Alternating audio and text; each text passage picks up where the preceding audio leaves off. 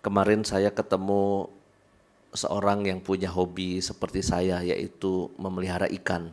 Ya, memelihara ikan. Dia pelihara ikan apa itu yang kita pelihara di akuarium itu yang diskus ya, ikan diskus. Itu begitu bagusnya dia memelihara sampai gara-gara melihara ikan itu aja bisa beli 2 apartemen katanya. Saking profesionalnya. Jadi ini dia memang profesional. Tapi sekarang dia sudah nggak berbisnis ikan lagi. Nah, yang menarik adalah pelajaran begini. Pelajaran begini. Dia ngasih tebakan sama saya. Romo, kalau kita melihara ikan, itu kita melihara ikannya atau memelihara airnya. Oh, ini sesuatu yang baru nih buat saya.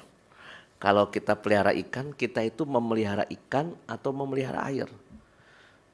Dan saya sampai pada titik kesadaran bahwa sebetulnya yang saya lakukan di sini itu bukan pertama-tama memelihara ikannya, tapi memelihara airnya. Supaya airnya tetap kondusif, tetap cocok, tetap nyaman buat si ikan supaya hidup. Kalau airnya itu sudah kebanyakan amoniak, ya kotoran ikan itu kan bikin amoniak, itu kan lalu otomatis ikannya bisa mabok dan lalu mati.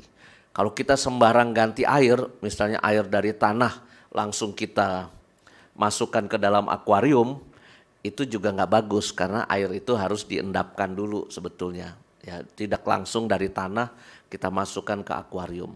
Jadi kesimpulan pembicaraan kemarin itu adalah kalau kita melihara ikan, itu intinya sebenarnya kita memelihara air, memelihara tempat di mana ikan itu hidup, bukan fokus ke ikannya. Lalu saya berpikir tentang hidup kita. Kalau Anda ya hidup bersama, ya, sebetulnya yang pertama-tama dipelihara apakah tiap pribadi itu ya fokusnya, atau kita bisa juga berpikir dengan cara lain. Kalau kita ingin bahagia, mari kita pelihara hidup bersamanya. Ya, kita pelihara air, kita pelihara suasana hidup kita. Ketika kita hidup saling mencintai satu dengan yang lain, ya, otomatis itu membuat aku sehat. Ketika aku sehat, ketika aku hidup di tengah komunitas yang saling mengasihi, ya, maka panggilanku juga akan lebih sehat.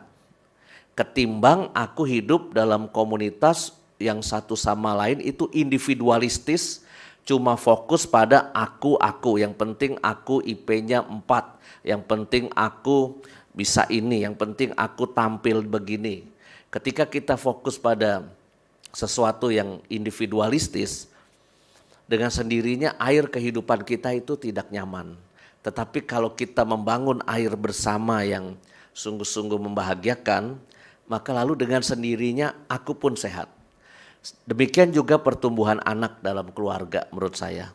Kalau di-maintain cinta kasih dalam keluarga itu cukup kuat, ya suasana cinta dalam keluarga itu hangat, otomatis anak itu akan tumbuh dalam suasana yang penuh cinta dan dia akan punya kepribadian yang sehat, yang baik. Saya ingat dulu adik saya itu menitipkan anaknya pada ibu saya. Jadi diasuh oleh oma, diasuh oleh mbahnya. Adik saya sama suaminya ke Jepang, cari duit kerja.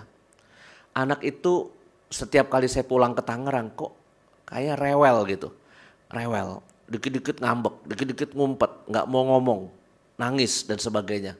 Saya mulai berpikir ini kayaknya anak defisit cinta kasih, rindu sama papa mamanya.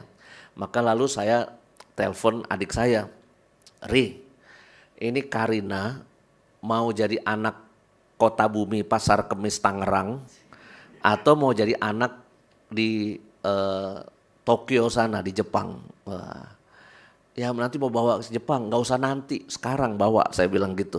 Secepat-cepatnya dibawa supaya kumpul bersama papa mamanya. Ini anak kangen sama lu, saya bilang gitu. Cepet dibawa, yaudah ntar gua atur.